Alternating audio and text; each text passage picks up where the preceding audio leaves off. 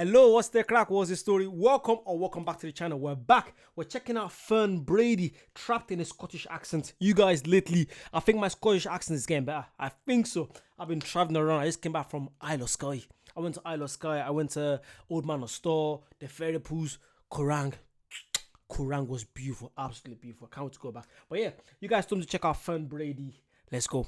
Intelligent women trapped in a Scottish accent. It's terrible being an intelligent woman trapped in a Scottish accent and living in Ireland. I didn't know this was my voice till I moved to England, right? In my head, I talk like Stephen Fry, and then moved down south and started going into shops, and people just looked at me like a dog was barking at them. So I've lived there for 10 years, and it's largely great. The shops are open for ages, but one of the hardest things is every day for the last day. Yeah, that's, oh my God. When me and my girlfriend went to Isle of Skye there, why are the shops, why is the restaurant closing at 4 p.m? Why? We're trying to go for dinner like around 5:30. They're closed. What the? And some shops, they close. So after breakfast, they close for like 2 hours. Then they open back for lunch. I'm like, why are you closing so early? Like me, I love my snacks. So midnight, I couldn't go for snacks. Everyone was shut by like 9 o'clock. 9 o'clock, everyone was shut. Over here in England, there's always a corner shop you can go to. I think that's the only thing that's I don't really like about being in Scotland sometimes. When you're, not just in Scotland, but when you're like in remote places. You know what I mean? You want some, in England, there's always somewhere you can go to get snacks. Apart from that. But it's probably good because it just makes you sign off everything in life and just enjoy the area. I'm trying to shite now. Let's just continue. Sorry. What my English friends love to do to me is repeat what I'm saying back at me in a bad Scottish accent. And they always have a look in their eyes like, she is gonna love when I do this. Every day. I've got one friend that does it all the time. Her name's Hayley. She's always like, Fern, this is my impression of you.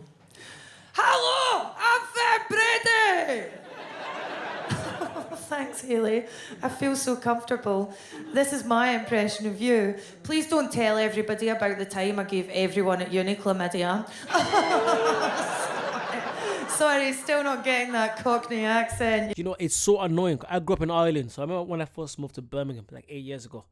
You know, I used to chat a bit more different. I was very, the Irish accent was a little bit thick then.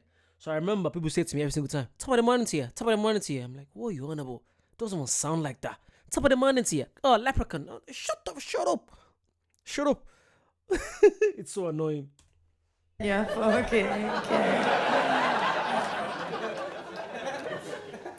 I never really thought much about being Scottish. Then I moved to England and I became Scottish Fern, and then you realise that you're meant to live up to this cartoon version of Scottishness where you're aggressive, drunk, allergic to salad, right? Yous all know the drill.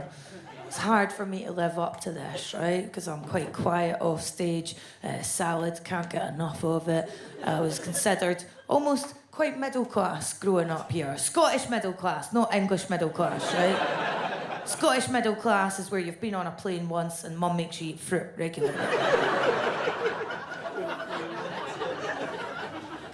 Don't like drinking either. This is quite a weird thing to say as a Scottish person and a professional comedian. I don't like alcohol. And not because I'm a recovering alkie or anything. I just don't need drink to make me blunt and offensive in social situations. Sorry. When I had alkie, all I can think of is Pete Jakey from Still Game. Oh my God. I feel like, I've learned so much. I also don't drink. People think because I'm from Ireland, I grew up in Ireland, that I should be drinking. No, just don't. Don't feel like drinking. Don't want to drink. Guys, that is a gift I have naturally. Here's another thing. Be jealous immediately. Never needed alcohol to make me a slut. I seem to accept early on in life I enjoy pumping sea monsters. Why bother with the health risks of alcohol? Big time stoner. Who needs memories? Turns out me for this job. Oh man, I love to smoke joints, but I've had to quit it for the sake of my job because my memory was getting so bad I had to Google the phrase double bike because I no longer knew the word for tandem. I've been smoking heavily for like a year, and I was like, all that stuff about memories is just government conspiracy theories. And then I went to say the name of I've been going out with the same person for 8 years, so I know his name, right? His name's Connor. I went to say his name, and I thought, is this Connor even called Connor? Who knows? Just act confident. See, when I was growing up, whenever I saw Scottish comedy on telly, it seemed to rely on slagging off Scotland, and it was a kind of shtick that was like, oh, aren't we all just fat, illiterate bastards eating chips out of bin? That's what it was, right? I don't like slagging off Scotland. I'm not comfortable with it, apart from one crucial thing, and that is the world of Scottish amateur pornography. Which I made the terrible mistake of watching. This is a real category of porn. I'm not making it up for the show. Don't watch it. But a lot of you are drinking, you easy. He's cheersing, he's seen it. Scottish porn's the most depressing porn I've ever seen. Comes a close second to Russian porn, and at least in that they're skinny, but it's in that bleak, we did this for a piece of bread kind of way.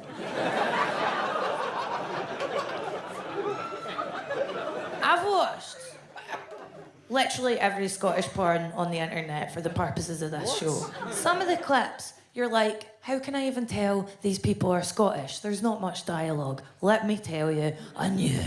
With a depressing inevitability, I knew my own people.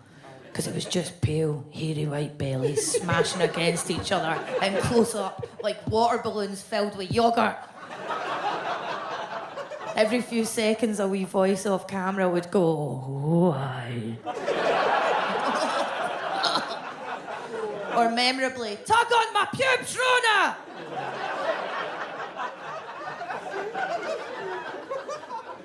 I clicked on this Pornhub clip. It said, Scottish girl fucked in London. When I put it on, literally just footage of me paying £1,000 a month to live in a basement. And I watch like amateur stuff rather than slickly shot professional stuff because it's more ethical. That's what a hipster am. It's more ethical. What they lack in muscle tone or symmetrical facial features, they make up for with a large degree of enthusiasm. You know what I mean? I can see who watches it, yeah. I don't. I've had to stop watching it and go back to the professional stuff. I'll tell you why. Firstly, can't control the soundtracks in people's homemade sex tapes. I had to turn off someone's amateur porno because they were playing the song Everybody's Changing by Keane in the background. Oh, which will come first, climax or me killing myself? And here's another thing. I don't judge any of you if you want to make a sex tape, but for the love of God, would you lock up the pets beforehand?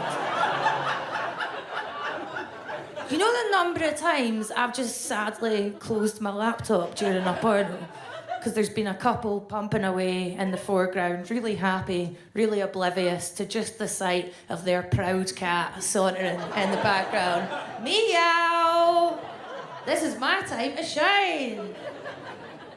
I put one on the other day. It had a couple were just dry humping American college amateurs, and in the background there was just a sad little Yorkshire Terrier. Dogs are pure innocence and goodness, just looking at them like, please take me a walk. I watch lesbian porn, mostly because straight porn is largely made for straight men, so it'll have these blowjob scenes that go on for 10 to 15 to 20 minutes. Well, why don't I just watch someone file a tax return? Men in the audience, do you hear how many more lady laughs are coming after that bit? I have like a list of little tasks that I need to get done round the house, and the one that never gets done, and I feel bad about it every day, I always think about it, is whenever I put a porn on, I'm at the beginning of a wank. It's another fantastic day as a self-employed lady. I think it'd take you seconds to put some blue tack or a bit of tape over the camera of your laptop, and you never do it. And one day someone's going to hack into my laptop and steal footage of me wanking. That's the thing, yeah? Then it's career over or the start of a glorious new career. This is what stops me doing it, I think. Don't flatter yourself. Realistically, who's going to want to watch footage of a 33-year-old woman in full winter pyjamas? Sheets pulled up to my chin because I'm a Catholic. Don't want Jesus to see. Or my dead grandparents, dirty voyeurs. Triple chins, just... completely dead-eyed. Who needs facial expressions, man? Facial expressions are for when you're with other people. There's a market for that, though. There's a market for dead-eyed Scottish women in porn. I know it.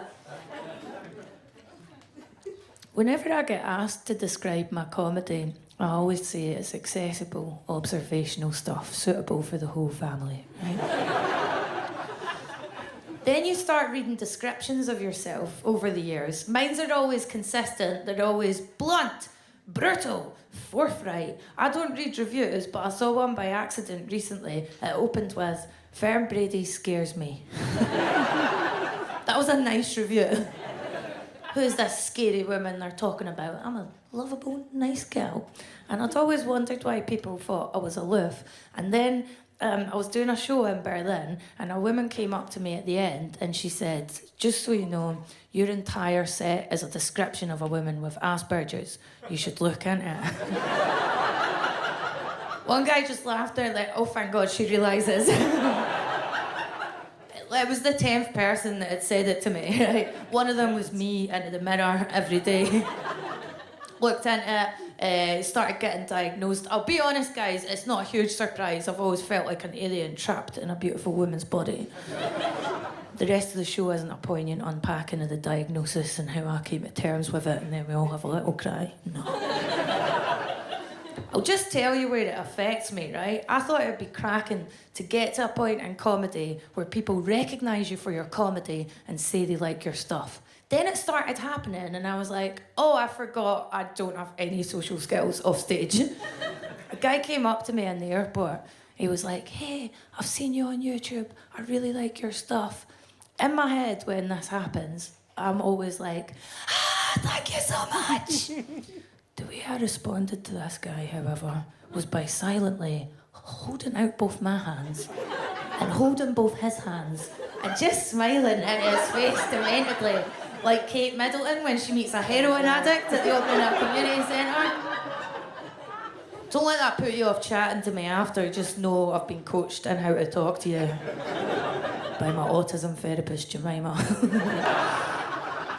Like, she's like, our comedy is very different to what I'm used to. It's so deadpan. It's something that you have to be used to. She's very, very good. I'm not gonna lie, she's very good. I don't think I've ever watched FERN Brady. I don't think I have. She reminds me of someone. It's not Sarah Millican. She reminds me of someone else. Sarah Millican a little bit, but someone else. Can't remember now. But yeah, she's really interesting.